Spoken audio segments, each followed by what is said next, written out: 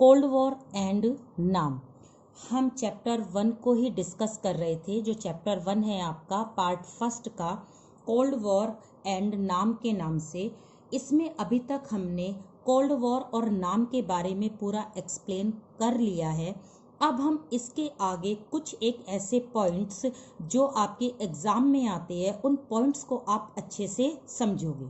इससे पहले हम एक टॉपिक लेते हैं जो 3 नंबर में जो 4 नंबर में या फिर ये 2 नंबर में ज़रूर आपके एग्ज़ाम में आता है। तो यहाँ पर हम सेकंड लास्ट जो टॉपिक लेते हैं इस चैप्टर का, वो है India and the cold war. यहाँ पर हम सिर्फ बात करेंगे कि इंडिया का जो रोल था कोल्ड वॉर में वो क्या था, वो हमें एक्सप्लेन करना है। ये क्वेश्चन या तो 2 नंबर में आ जाएगा या फिर 4 नंबर में आ जाएगा कि इंडिया का रोल आपको उस समय बताना है जब कोल्ड वॉर चल रहा था। कोल्ड वॉर चल रहा था 1945 से 1991 तक। तो इस बीच इंडिया का रोल क्या था। इंडिया के रोल में हम सबसे पहले हम बात करेंगे इसकी फर्स्ट की, वो है एज अ लीडर ऑफ नाम। आपने लास्ट वीडियो में देखा था नाम क्या था। नाम का जो फाउंडर मेंबर थे उसमें बाकी 4 के साथ एक का नाम था नेहरू, जो कहां से बिलोंग करते हैं, इंडिया से। तो नाम को जो सेटअप किया गया था या नाम को सेटअप करने का जो आइडिया था वो मेनली किसने दिया था, नेहरू ने दिया था। कौन सी कॉन्फ्रेंस में दिया था, बांडुंग में दिया था। तो कोल्ड वॉर के समय यूएस और यूएसएसआर से बचने के लिए जो पॉलिसी सेटअप की गई थी वो थी नाम, और इस नाम को सेटअप किया था इंडिया ने। नेक्स्ट आती है कोल्ड वॉर के समय reduce conflict between 2 super powers. 2 super powers कौन कौन सी थी ये आपको पता है, वो थी एक यूएस और दूसरी थी यूएसएसआर। इन दोनों के बीच में कॉन्फ्लिक्ट को दूर करने के लिए इंडिया ने अपना पूरा एक जिसे कहते हैं कंट्रीब्यूशन दिया। उसने एज अ मीडिएटर का रोल प्ले करा। वो ये चाहता था कि इन दोनों के बीच में किसी तरह का कोई कॉन्फ्लिक्ट ना हो। अगर ये कॉन्फ्लिक्ट हुआ तो ये थर्ड वर्ल्ड वॉर में क्या हो जाएगा, कन्वर्ट हो जाएगा। तो लगातार उसकी जो एक्टिविटीज थी, उसके जो एक्शन थे वो क्या थे कि इन दोनों के बीच में किसी तरह का कोई कॉन्फ्लिक्ट ना हो। नेक्स्ट आता है थर्ड, इंडिया को फेथ था किसके ऊपर, Commonwealth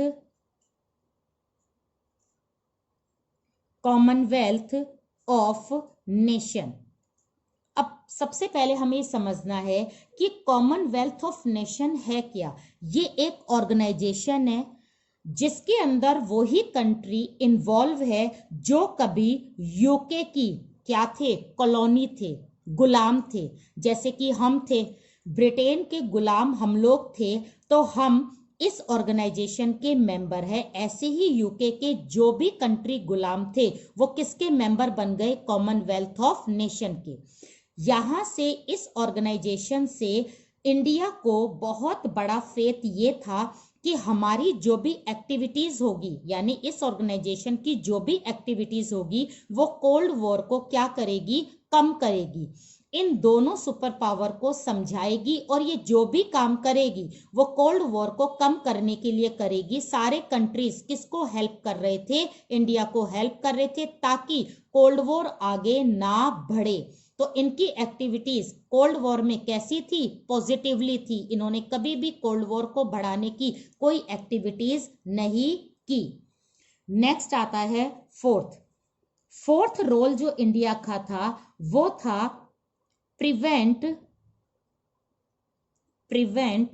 from full scale war.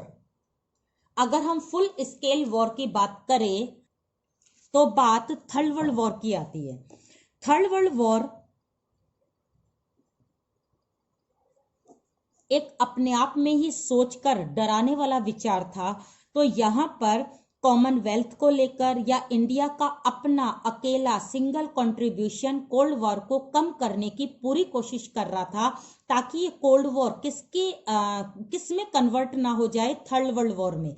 तो यहाँ पर फुल स्केल वॉर को प्रिवेंट, प्रोटेक्ट, बचाने के लिए इंडिया के साथ सारे डेवलपिंग कंट्रीज लगे हुए थे। और मेनली उनकी लीडरशिप कौन कर रहा था? इंडिया कर रहा था, कि लगातार ऐसा एटमॉस्फेयर क्रिएट हो ताकि थर्ड वर्ल्ड वॉर ना हो। इसमें यूएस और यूएसएसआर के बीच में मैसेंजर का काम भी कौन कर रहा था? इंडिया कर रहा था। नेक्स्ट आता है फिफ्थ में आपका आएगा raised voice against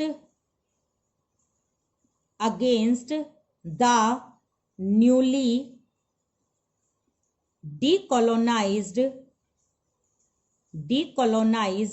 countries। Cold war के समय ये बात तो सही है, इंडिया ने अपना पूरा प्रयास करा कि यूएस और यूएसएसआर के बीच में कॉन्फ्लिक्ट ना हो। इसके लिए उसने मतलब हेल्प ली। कौन से ऑर्गेनाइजेशन से हेल्प ली? कॉमनवेल्थ ऑफ नेशन से हेल्प ली, कि वो कुछ ना कुछ एक्टिविटीज करते रहे ताकि कोल्ड वॉर क्या हो जाए? कम हो जाए, रिड्यूस हो जाए। इसके साथ ही वो थर्ड वर्ल्ड वॉर नहीं होने देना चाह रहा था। इसके लिए उसने एज अ मीडिएटर ब्रिज का काम करा या फिर मैसेंजर का काम करा, ताकि इन दोनों के बीच में जो भी मिसगाइड है, जो भी इन दोनों के बीच में कुछ मिस्टेक है, कुछ भी गलतफहमी है, उसको क्या किया जाए? दूर किया जाए। लेकिन इसके साथ ही इन दोनों सुपर पावर से छोटे छोटे कंट्रीज को बचाने के लिए भी उसने बहुत ज्यादा अपनी एक्टिविटीज को क्या करा? प्रोपागेट किया, उसने ग्रोथ करी। जो न्यूली इंडिपेंडेंट कंट्रीज थे, जो अभी अभी डीकोलोनाइज्ड यानी गुलामी से बाहर आए थे, अगर उनको यूएस और यूएसएसआर अपने में ज्वाइन करने के लिए प्रेशर देती थी, तो सबसे ज्यादा विरोध कौन करता था? इंडिया करता था। इंडिया उनके अगेंस्ट में अपनी वॉइस को रेज करता था और कहता था कि इन न्यूली इंडिपेंडेंट जो कंट्रीज है, उनकी फ्रीडम, उनकी इक्वलिटी को कोई भी नुकसान नहीं पहुंचना चाहिए। ये सुपर पावर किसी को भी फोर्सली या जबरदस्ती अपने में मिला नहीं सकती है। इसके लिए सबसे ज्यादा कौन विरोध कर रहा था? इंडिया। तो इंडिया की ये सारी एक्टिविटीज कब हुई थी? जब कोल्ड वॉर चल रहा था। तो कोल्ड वॉर में उसने पॉजिटिवली अपना काम करा और बाकी छोटे छोटे कंट्रीज को बचाया भी। तो ये जो क्वेश्चन है, ये आपके चैप्टर में लास्ट में दे रखा है। इसको आप अच्छे से देखोगे और इसके सारे पॉइंट्स को एक्सप्लेन भी करोगे। चाहे आप 2-3 लाइन में कर लेना, लेकिन इसको आप एक्सप्लेन करके जरूर लिखना। लेकिन हाँ, पॉइंट्स जरूर होने चाहिए। इसके बाद हम कुछ छोटे छोटे पॉइंट्स पर बात करेंगे। सबसे पहले मैंने लास्ट वीडियो में आपको बताया था इसके डीमेरिट्स के बारे में। तो हमने जो इसके डीमेरिट्स देखी थी, जो लास्ट टॉपिक था ई, इससे जस्ट पहले का, उसमें हमने डीमेरिट में 3 चीज बताई थी। फर्स्ट इसमें आता है न्यूट्रल। ज्यादातर वर्ल्ड के कंट्रीज ने इंडिया को क्या बोला था कि इंडिया जो है वो न्यूट्रल है, उसको वॉर का कोई फर्क नहीं पड़ता और वो सारे वॉर से क्या रहता है? अलग रहता है।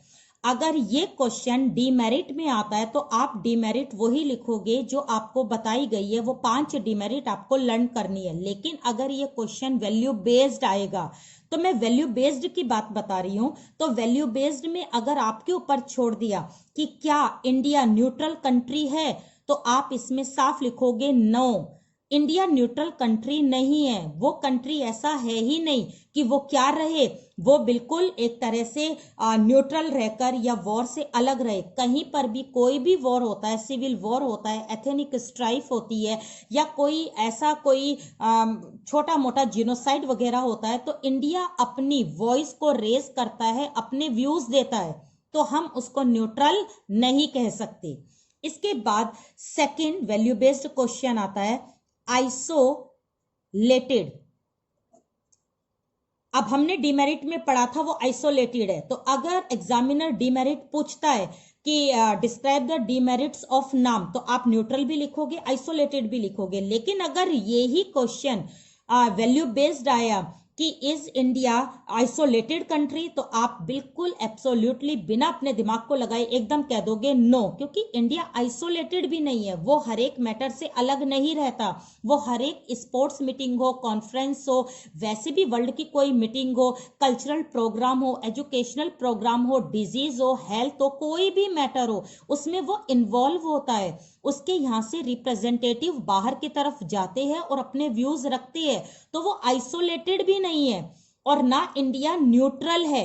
अगर हम इसको वैल्यू बेस्ड तरीके से देखें तो इंडिया ना तो न्यूट्रल है ना वो आइसोलेटेड है। लेकिन अगर हम इसकी डिमेरिट्स देखते हैं नाम की, तो 5 नंबर के लिए हमें 5 पॉइंट बनाने के लिए उसको न्यूट्रल भी बताना पड़ता है, उसको आइसोलेटेड भी बताना पड़ता है। लेकिन अगर यही क्वेश्चन, सिर्फ 3 क्वेश्चन वैल्यू बेस्ड आते हैं, एक तो न्यूट्रलिटी पर आता है इसका कि क्या इंडिया न्यूट्रल है, नहीं है, क्या इंडिया आइसोलेटेड है, नहीं है, और तीसरी डिमेरिट जो हमने डिस्कस करी थी वो था इसका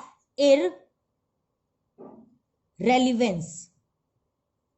कोल्ड वॉर जो था उस समय नाम को बनाया गया था, लेकिन अब नाम क्या हो गया है, इररेलेवेंट हो गया है। इसका मतलब है इसकी रेलिवेंसी पर एक क्वेश्चन मार्क लगा हुआ है कि क्या नाम जो है वो अब रेलिवेंट है, ये इररेलेवेंट है, अब इसको हट जाना चाहिए।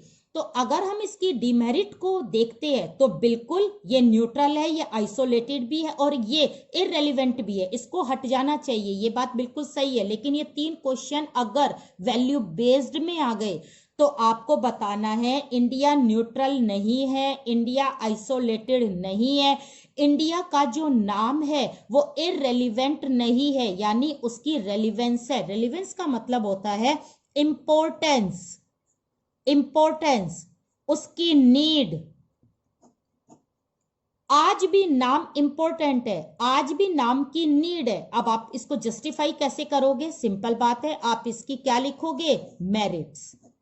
जो नाम की मेरिट्स आपने पढ़ी है वो इसकी क्या हो जाएगी, इंपॉर्टेंस हो जाएगी। और आप अपने आंसर को प्रूफ कर दोगे कि नाम जो है वो रेलिवेंट है, आज भी उसकी इंपॉर्टेंस है, आज भी उसकी नीड है, इसलिए कंक्लूजन में आप लिखोगे ये इररेलेवेंट नहीं है। इसी तरह से आप न्यूट्रल के बारे में भी लिखोगे कि इंडिया जो है वो न्यूट्रल नहीं है, नाम जो है वो न्यूट्रल नहीं है और ना ही नाम आइसोलेटेड है।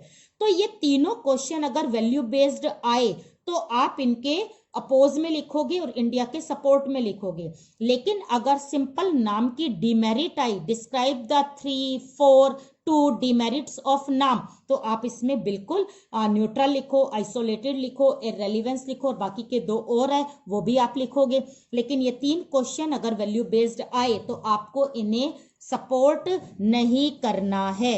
तो ये ध्यान रखना, ये है वैल्यू बेस्ड। इस वैल्यू बेस्ड को आप अच्छे से लर्न करना और देखना, ये 2 नंबर या 4 नंबर में आएंगे। इसके साथ इंडिया का कोल्ड वॉर में जो भी रोल है वो आपको लर्न करना है, इसको पूरे हेडिंग के साथ करना है और इसके 2-4 को एक्सप्लेनेशन के रूप में देना है।